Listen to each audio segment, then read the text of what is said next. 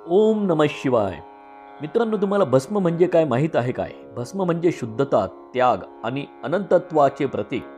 जसे अग्नी सर्व काही भस्म करून शुद्ध करतो, तसेच हे विभूती माझ्या अहंकार, वासना आणि पापांचे दहन करून माझ्या आत्म्याला शुद्ध करेल.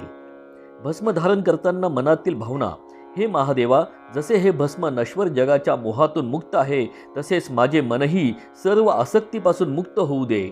जसे हे भस्म माझ्या देहावर लावले, तसे माझ्या आत्म्यातही भक्तीचे तेज नांदो. हे भोलेनाथा, माझ्या आयुष्यातील सर्व नकारात्मकता, मोह आणि अहंकार हे या भस्मासारखे जळून नष्ट होऊ दे आणि फक्त तुमची भक्तीच माझ्या हृदयात कायम राहो. भस्माच्या 3 रेषा, त्रिपुंड आणि त्यांचा अर्थ आपण पाहूया.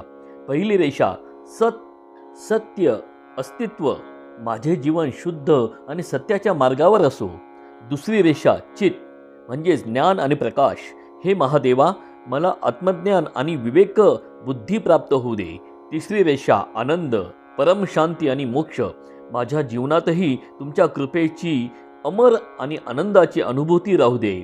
अंतिम प्रार्थना, हे भोलेनाथ, जसे विभूतीचे कण अंगाला लावल्याने शरीर पवित्र होते, तसेच माझे संपूर्ण अस्तित्व तुमच्या भक्तीत तल्लीन होऊ दे. मला मोक्षाचा आणि शिवतत्वाचा मार्ग मिळू दे. हर हर महादेव.